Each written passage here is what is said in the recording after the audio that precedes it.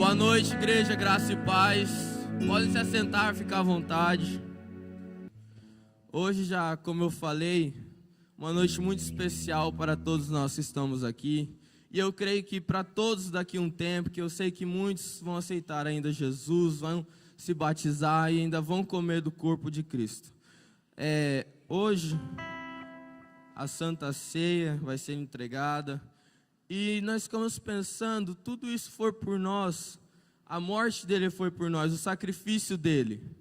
Mas foi só o sacrifício na cruz que aconteceu? Foi só a morte que foi o sacrifício? Não foi.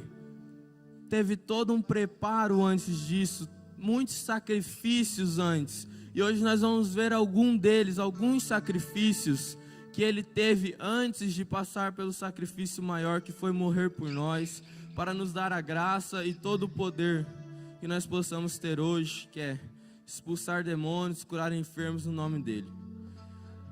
Um dos sacrifícios que Jesus passou, que não é nada fácil, é orar. Jesus orava muito. Eu podia trazer aqui vários e vários versículos, Jesus falando que ele estava orando. Mas eu vou dar um que mostra como era difícil orar todo o tempo e toda hora. Mateus 26:40. Vou ler na versão NVI. Se alguém quiser acompanhar, acompanha aqui no telão, se caso não trouxe a Bíblia. Mateus capítulo 26, versículo 40. Versão NVI. Então voltou os seus discípulos e encontrou-o dormindo. Vocês não puderam vigiar comigo nem por uma hora? Perguntou ele a Pedro. Vigiar em outras versões pode ser orar, pode ser buscar, pode ser várias outras coisas, mas aqui na versão está vigiar. Enquanto Jesus estava orando, clamando, assim como todas as noites aqui, já estava muito perto dele ir para a cruz, ser pregado, ele estava orando enquanto os discípulos ainda dormiam. Para você ver a dificuldade que era orar todo o tempo, toda hora, o sono vem, e Jesus estava acordado, se sacrificando, se prostrando, falando com Deus, mesmo com toda a adversidade, que estava com o sono, com todo o mal. Então Jesus estava orando, Jesus estava buscando. E no versículo 44, pula no 44. Então os deixou novamente e orou pela terceira vez. O sacrifício de Jesus foi tão grande que ele não orou nenhuma, nem duas, mas sim 3 vezes, e repetiu a mesma oração enquanto os discípulos estavam dormindo, porque eles não aguentavam a rotina pesada de Jesus. Eles viviam juntos, as mesmas coisas que Jesus fazia, os discípulos faziam. Onde Jesus estava, os discípulos iam. Eles andavam a mesma quantidade pelo deserto, por todo lugar. Mas Jesus se sacrificou. Ele orou, ele estava buscando, orou, buscou, fez, concretizou a obra. Segundo sacrifício que Jesus fez por nós, ele viveu uma vida de santidade, não sequer pecou uma vez, sequer não falou uma mentira. 1 Pedro 2:22, para não ficar só nas minhas palavras, ficar só no meu entendimento, para que vocês possam ver também. 1 Pedro 2:22. Ele não cometeu pecado algum, e engano nenhum foi encontrado em sua boca. Aqui fala sobre Jesus. Se nós voltarmos no versículo anterior, para isso vocês foram chamados, pois também Cristo sofreu no lugar de vocês, deixando-lhes exemplo, para que sigam seus passos. No 22, ele não cometeu pecado algum, e nenhum engano foi encontrado em sua boca. A santidade estava com ele. O segundo sacrifício dele foi viver sem nenhum pecado, sem nenhuma mágoa, sem nenhuma mentira. E aqui, se nós vamos contarmos quantos nós pecamos por dia, todos nós pecamos muito, todos os dias, toda hora, às vezes sem saber, às vezes até sabendo, e pecamos, e pecamos, e pecamos. E Jesus viveu 33 anos sem pecar uma vez, mesmo na cruz, tomando chicotadas. Ele não blasfemou contra Deus, não sequer irou contra as pessoas que estavam fazendo isso, porque isso era propósito de Deus. O terceiro sacrifício que Jesus fez por nós, ele teve uma vida inteira voltada para fazer milagres, expulsar demônios, voltada em pregar a palavra, voltada em fazer a vontade de Deus, voltada em fazer aquilo que Deus o mandou, aquilo que ele veio fazer. A vida inteira ele pregou o evangelho. Quando começou o seu ministério, pregou e curou. No versículo João 21, 25, NVI. Jesus também fez muitas outras coisas. Se cada uma delas fosse escrita, penso que nem mesmo no mundo inteiro haveria espaço suficiente para os livros que seriam escritos. Só no Novo Testamento teve 35 milagres ditos por Jesus. Só no livro de Marcos, que tem 661 versículos, pode variar segundo a sua versão da Bíblia, tem a história de 209 milagres, 209 versículos estão contando os milagres que Jesus pregou. 209 milagres apenas no livro de Marcos. E ainda fala em João que se tudo que Jesus fizesse não caberia no mundo inteiro, não caberia todos os livros no mundo. Jesus curou, Jesus abençoou, foi mais um sacrifício que ele fez pela nossa vida e por nós. Jesus teve uma vida completamente entregue para fazer a obra.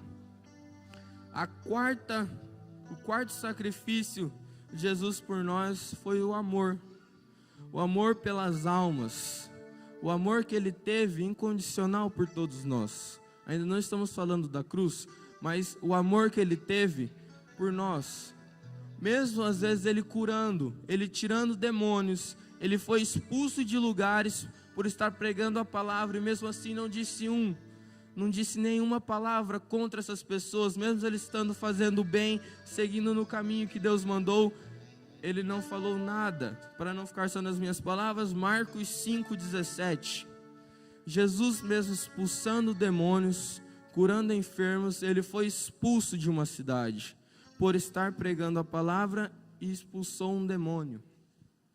Então o povo começou a suplicar a Jesus que saísse do território deles. Em outras versões, pediram, falaram, imploraram para que Jesus saísse do território deles, porque Jesus expulsou um demônio porque Jesus estava fazendo a vontade de Deus. Ele foi expulso do lugar que ele estava pregoando a palavra. E agora, o quinto, e eu acho que o maior sacrifício dele por nós, é entregar a sua vida por nós, para nos dar a salvação, para nos darmos a graça, para nos darmos a oportunidade de irmos para o céu, porque se Jesus não tivesse vindo, nós estaríamos vivendo na lei. E se nós estivéssemos vivendo na lei, nós não poderíamos ir para o céu, mas hoje nós estamos vivendo na graça de Cristo. Lucas 23, 46. Na NTLH. Lucas 23, 46. Jesus teve todo um processo para morrer na cruz, teve todo um processo de entrega, teve todo um processo para ser salvo, teve todo um processo para poder chamado de Cristo, para poder ser chamado de um Nazareno, de estar seguindo a palavra de Deus, ser filho de Deus. Vários sacrifícios, eu citei aqui só 5, mas vários outros e mais outros sacrifícios, como o quinto na verdade. Aí Jesus gritou bem alto: Pai, nas tuas mãos entrego o meu espírito. Depois de dizer isso, ele morreu, mas ressuscitou, morreu, mas voltou, e ele está no meio de nós fazendo aquilo que nós pedimos em nome dele. Ele entregou a sua vida, teve uma série de sacrifícios que eu e você nós não conseguiríamos enfrentar.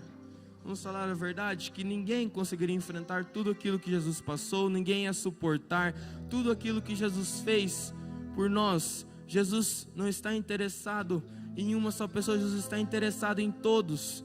Para salvar todos, Ele entregou até o seu Filho. Entregando o seu Filho, todos nós, se seguirmos a vontade dEle, podemos ser salvos.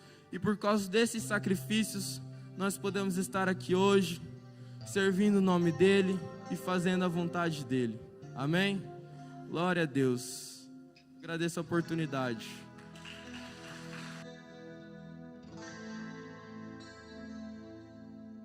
Eu quero pedir para o amado abrir em Daniel, na versão ARC, ao meio da revista e corrigida, para começarmos. Nós falamos muito de Jesus, de Deus, nós ouvimos a falar de Deus, mas nós temos que conhecer esse Deus. Às vezes tem muitos aqui que não entendem, não sei para que é isso, não sei para que gritar, não sei para que pular, não sei para que rolar, não sei para que rodopiar, eu não sei para que serve isso. Oh, meu amado, quando você escuta falar de alguém, você não tem intimidade com esse alguém. Você simplesmente, quando você ouviu falar de alguém, chega perto dele, aí você fala assim: oi, tudo bem? Ouvi falar que você é assim, assim, assado.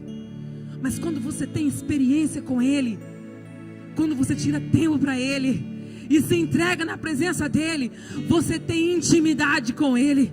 E aquela pessoa que você tem intimidade, você não chega e fala: oi, tudo bem? Não, você abraça, você beija, você pula, você rola, você dá presente, você chora, você se entrega. Por quê? Porque você conhece. Escutar falar não significa que você conhece. Escutam falar, alguns estão aqui porque escutaram falar que aqui é uma igreja abençoada, temos um profeta de Deus. Você escutou falar e de repente algum dia você até viu ele ministrar e falou: nossa, esse pastor é bravo, que cara feia, ele parece estar brigando com a gente. Muita gente sai falando isso, mas quem conhece ele de perto sabe o tamanho do coração dele. Assim também é com Deus. E ele fala assim: não tem? Se não tiver, põe a Ara. É Daniel, seu xará, né? Profeta Daniel, temos um aqui, 11:32. Eu não falei meu capítulo e versículo. Aleluia, aleluia, Jesus, aleluia. Então, quando nós conhecemos ao nosso Senhor, automaticamente nós nos conhecemos. Quando você chega perto de qualquer pessoa, você pode até ser transformado por conta daquela pessoa. Você fala: credo, não quero ser assim. Ou você fala: nossa, eu queria ser assim. Não é mesmo? Só que o simplesmente reconhecer não te muda. Agora, quando nós chegamos no conhecimento de Deus, nós sabemos quem nós somos. Recebemos a revelação em nós. E aí ele fala assim: e aos violadores da aliança, que com lisonjas, ele com lisonjas, e aos violadores da aliança, ele com lisonjas perverterá. Daniel está falando do rei. Mas o povo que conhece ao seu Deus se tornará forte e fará proezas. Aleluia. Quem quer ser forte aqui nessa noite? Ninguém quer ser fraco nem amado. Todos queremos ser fortes. E quem quer fazer proezas aqui nessa noite? Aleluia.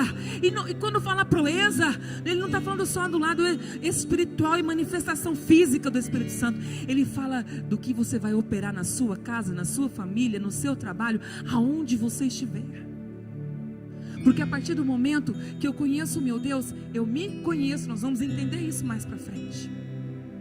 Conhecer o nosso Deus nos fará forte e realizaremos proezas. Forte em hebraico significa shazak, tornar-se forte, firme, corajoso.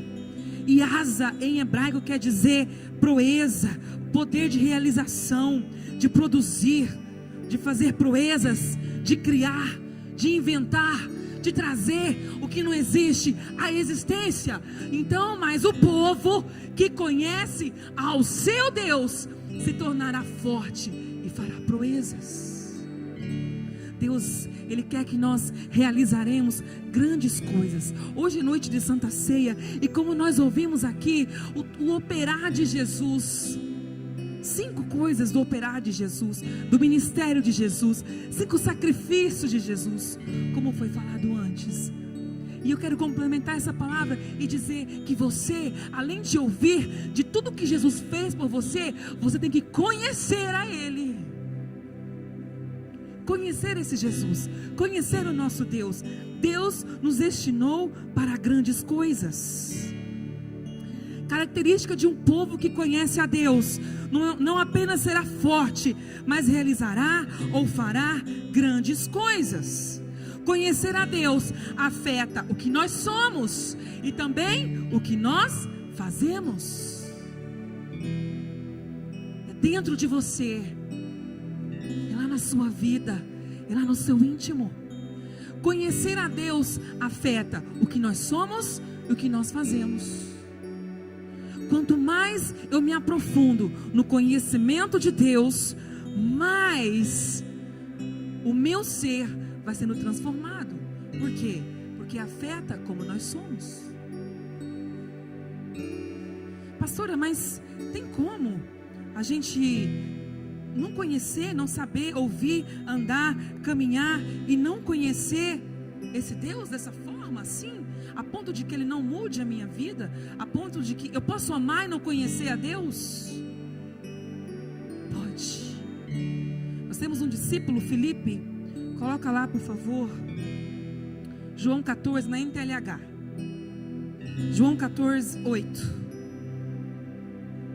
aleluias, João 14, 8.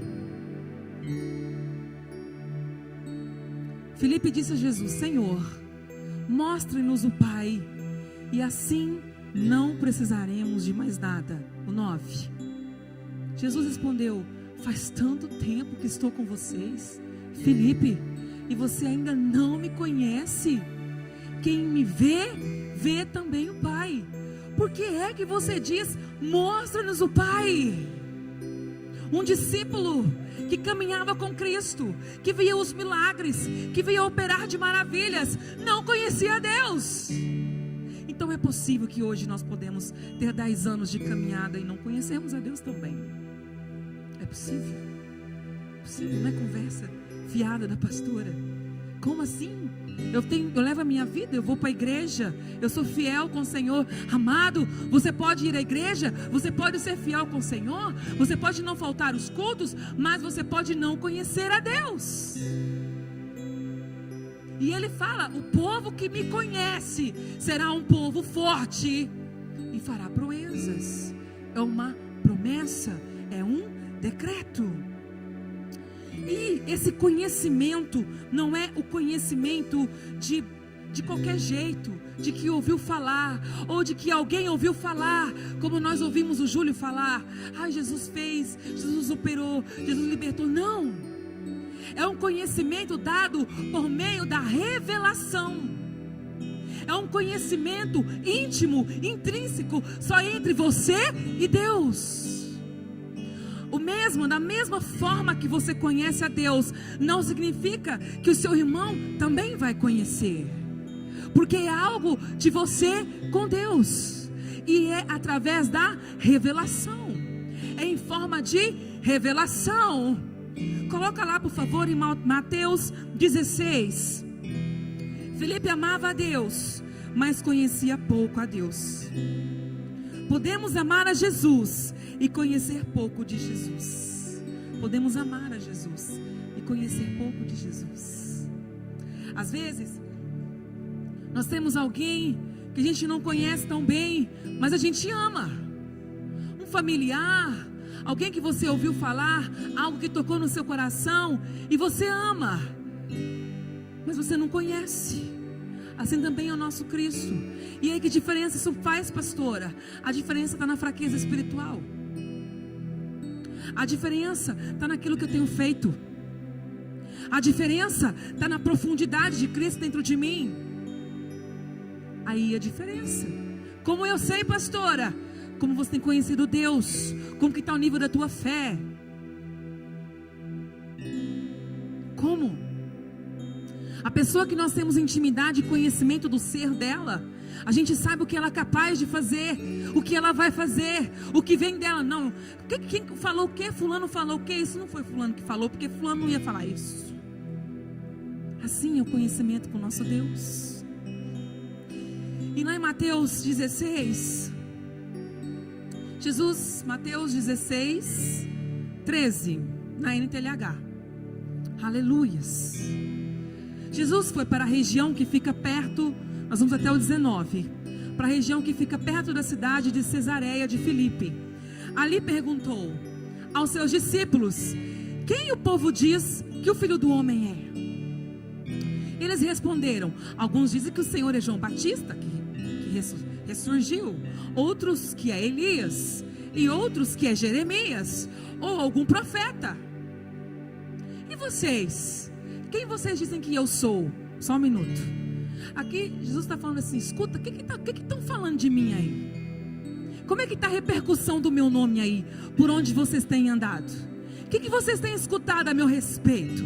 Ah, Senhor, uns dizem que o Senhor é João Batista, outros dizem que o Senhor é Jeremias, né? Outros dizem que é algum dos profetas.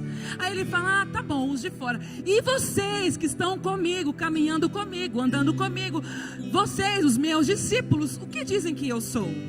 Perguntou Jesus. Simão Pedro respondeu: o Senhor é o Messias, o Filho do Deus vivo. 17. Jesus afirmou: Simão, filho de João, você é feliz, porque esta verdade não foi revelada a você por nenhum ser humano, mas veio diretamente do meu Pai que está no céu. Portanto eu lhe digo: você é Pedro, e sobre esta pedra construirei minha igreja, e nem a morte poderá vencê-la. Aleluia. Esse nível de entendimento a respeito de quem Jesus é não foi transmitido pelo homem. Aqui ele fala: ei, quem te mostrou isso não foi carne, não foi sangue. Ei, Pedro, você é feliz, porque só você teve a revelação de quem eu sou. Nem eu mesmo te revelei. Nem Jesus falou para ele quem ele era realmente para Pedro. Pedro falou: não, mas eu sei quem o Senhor é. O Senhor é Messias. E Jesus fala: você é feliz, Pedro. Você é feliz, porque não foi carne, não foi sangue, porque não foi o natural que te mostrou, foi o sobrenatural. Porque o que você sabe, o que você viu de mim, não foi o natural que te mostrou, foi o sobrenatural. E Pedro, porque você revelou quem eu sou, eu vou revelar quem você é. Você é Pedro, e sobre esta pedra construirei minha igreja. Amados, toda vez que nós recebemos uma revelação de Deus para a nossa vida, toda vez que nós recebemos uma revelação de Deus, nós recebemos uma revelação para a nossa vida. Jesus falou para ele, em outras palavras: Pedro, porque Deus te mostrou quem eu sou, eu vou te mostrar quem você é. Toda vez que você se chega perto de Deus, Ele revela a você quem você é e para o que você veio. A revelação é um conhecimento, e no grego significa Apocalipse, o nosso livro, o livro da revelação, que significa que rasgou o véu. Pastor, eu não estou entendendo nada que a senhora está falando nessa noite. Amado, eu estou dizendo para você que toda vez que você se aproximar do Senhor e colocar o seu coração em conhecer a Ele intimamente, o véu será rasgado e você vai ver de Deus o que Ele tem para a sua vida e quem você é nele. Aleluia!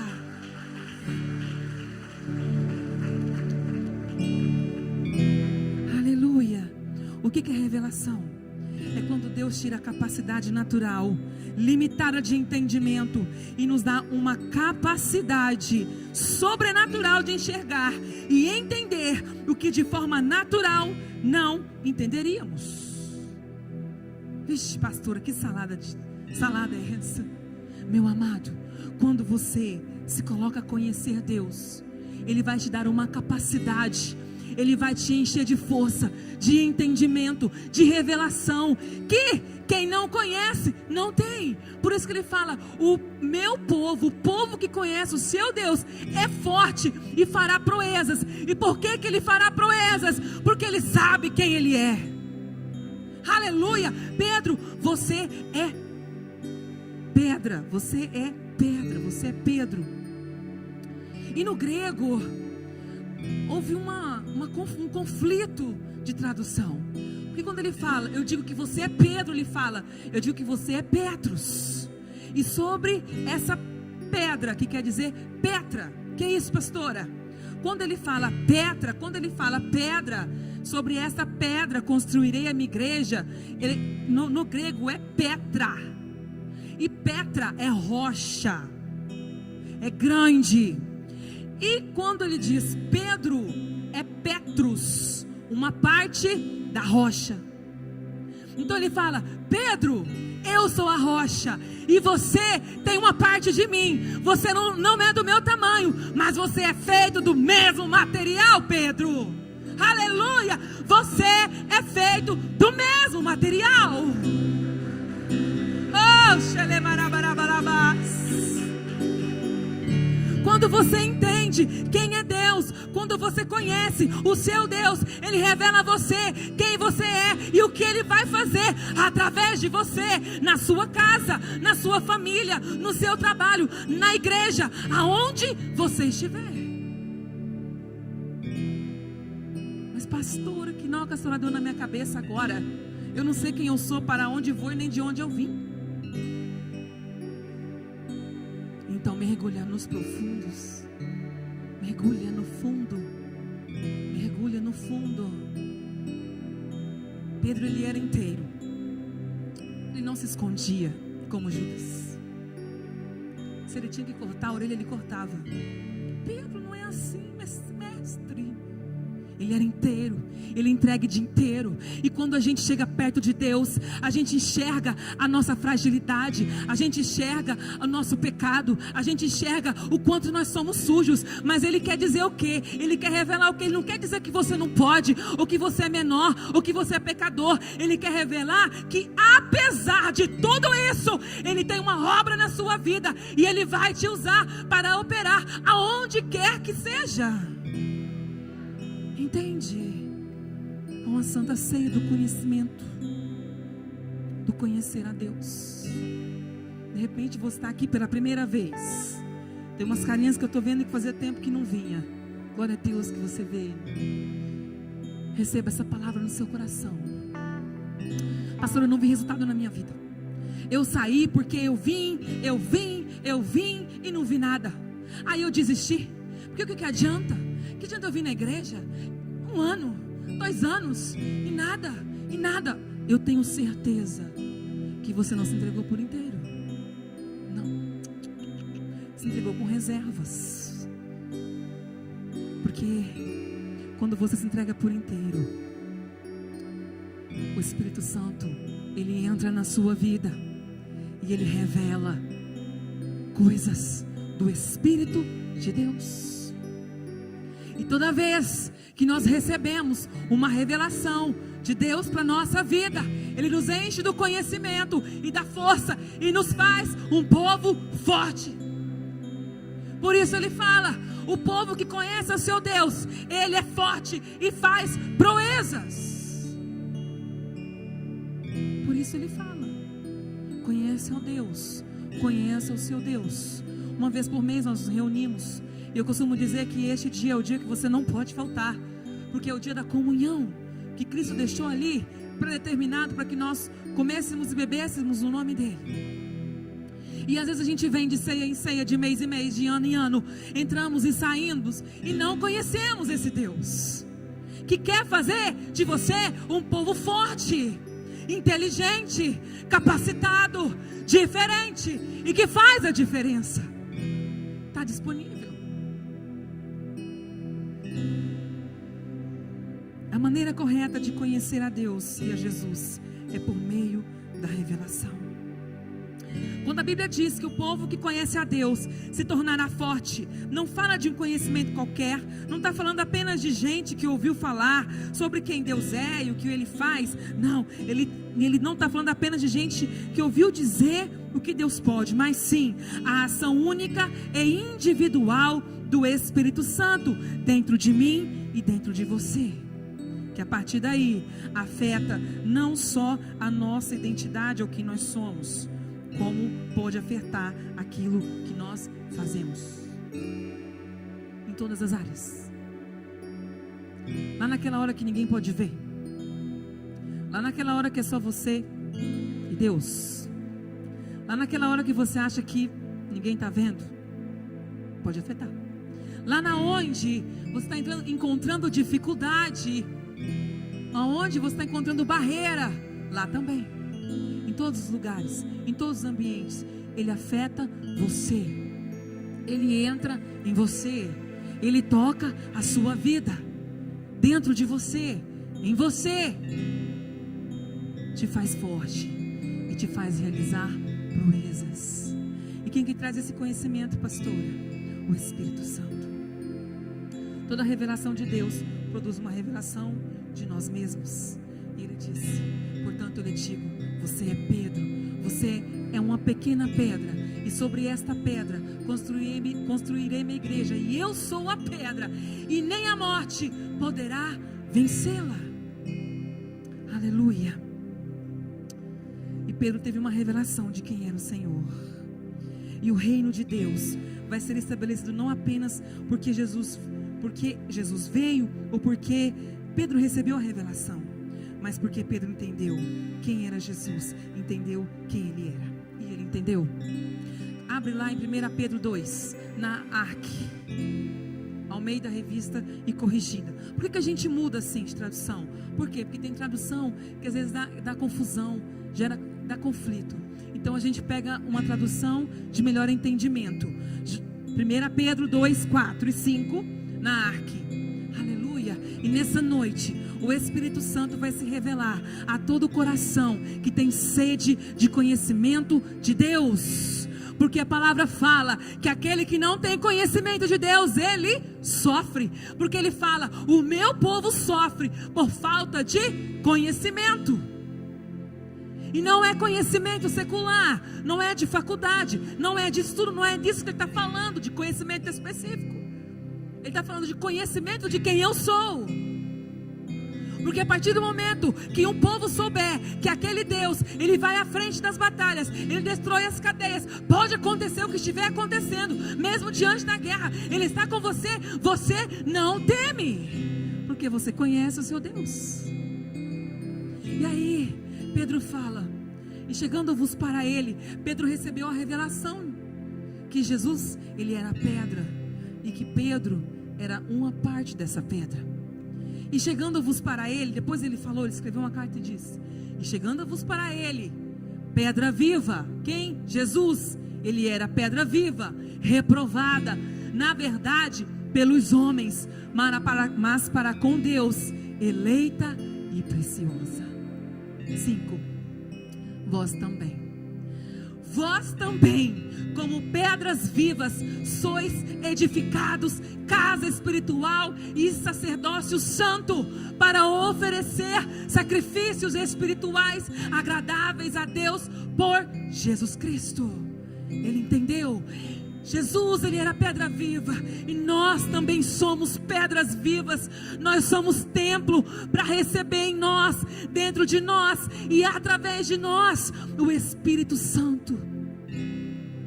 Aleluia. Essa é a realidade de quem nós somos.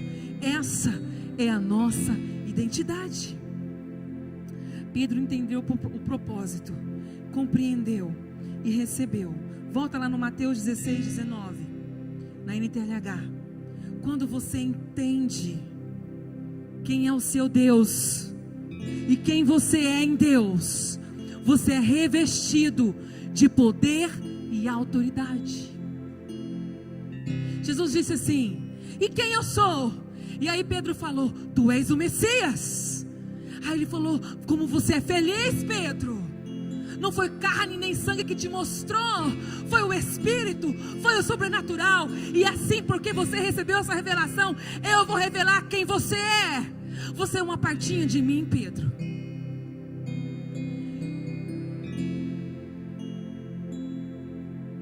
Mateus 16, 19. E eu lhe darei as chaves do reino do céu. O que você proibir na terra será proibido no céu, ou o que ligar na terra será ligado no céu. E o que permitir na terra será permitido no céu.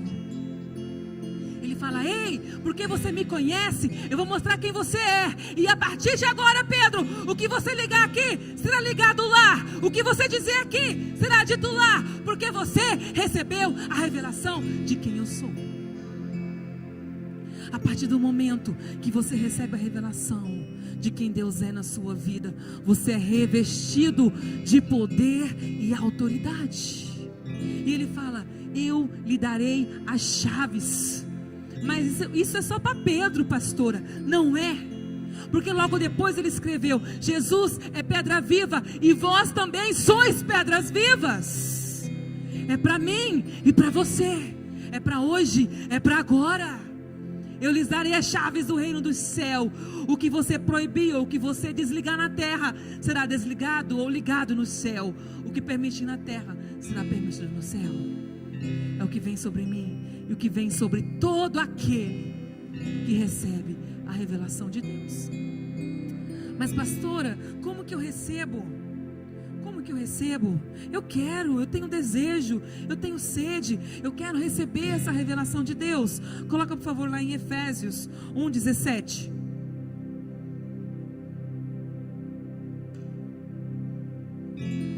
Aleluia.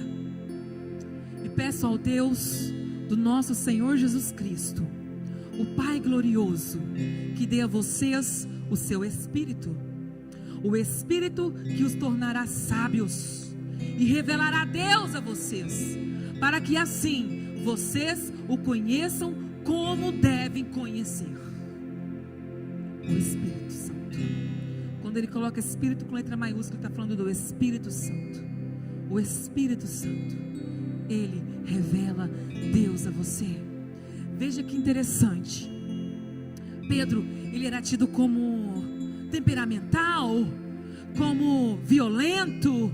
Jesus pregando uma palavra tranquila, de paz, e ele carregando uma espada. Mas mesmo assim, ele tinha o Espírito Santo. Mas pastora, o Espírito Santo vem só para os santos.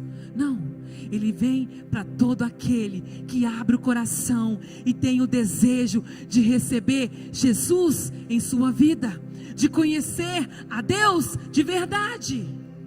Aquele que recebe o Espírito Santo e recebe o conhecimento de Deus, ele nunca mais será o mesmo. Ele vai ser forte e ele realizará proezas. Entenda este princípio. E aí, os discípulos não queriam que Jesus fosse. Ele falou: eu preciso te ir, porque agora é tempo do Espírito Santo. E se eu não for, ele não vem. E ele é o seu consolador, e ele é sua herança, e ele está disponível para todos aquele que deseja, para todos aquele que quer, para todos aquele que anseia. Não é só para pastores, para ministros, para obreiros ou para santos. É para todo aquele que desejar. Ele vai te fazer forte e você realizará proezas. Foi por isso que Jesus derramou o sangue dele na cruz, pagou o preço que nós não somos capazes de pagar, porque homem pecador não pode se chegar diante de Deus, mas Jesus se fez homem, livre de todo o pecado, e se chegou diante de Deus por mim e por você, e a partir daí, ninguém pode nos impedir de passar pelo véu que foi rasgado, e entrarmos no átrio, na presença santa do nosso Senhor. E que nessa noite você venha entender que povo forte é o povo que conhece o seu Deus. Pastora, eu estou fraca, então você está longe de Deus. Pastor, eu estou fraco na fé, tá difícil, eu estou caindo, estou perto de cair, estou com o pé lá caindo, estou caindo, pastora, volte. Ele está disponível, Ele ainda está disponível para todos aqueles que quer. Ele quer te encher de todo conhecimento e entendimento, não de homens, mas de conexão direta com Deus. Como que eu falo com Deus? Orando em línguas. Como que eu me conecto com Deus? Orando em línguas. Sexta-feira nós aprendemos sobre fé. E a nossa vida, a nossa caminhada é tudo movido pela fé. Tudo. Você ora em línguas pela fé. Você vem buscar o Senhor pela fé. Você dizima pela fé. Você oferta pela fé. Você faz voto pela fé. É a fé que rege a sua vida.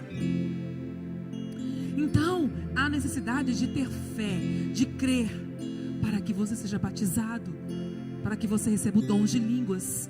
Porque todo aquele que foi batizado, ele já tem o Espírito Santo. E esse mesmo Espírito vai vir sobre a sua vida e vai te encher do conhecimento de Deus. Aleluia. Eu quero te convidar a ficar de pé. E essa ceia é uma ceia profética sobre o conhecimento de Deus sobre a sua vida. Porque Jesus, Ele é pedra viva e nós também somos pedras vivas. E Ele pagou um preço incalculável, ousado, extraordinário, para que nós possamos nos tornar essas pedras vivas. E Jesus, Ele não olha para o que você fez há um minuto atrás, não. Se agora, neste momento, você pedir perdão e se voltar a Ele, Ele te recebe e te enche com o Espírito Santo dEle e opera na sua vida. Ele está disponível para todos. Todos. E o conhecimento, conhecer quem é nosso Deus, vai nos fazer forte. Vai nos fazer realizar proezas em todos os lugares que estivermos. Vai nos dar palavras sábias. Vai nos dar visão de águia. Vai nos dar pé de corça, que sobe nos mais altos montes. Vai nos dar força de um leão, que devora a sua presa. Vai, porque é para mim.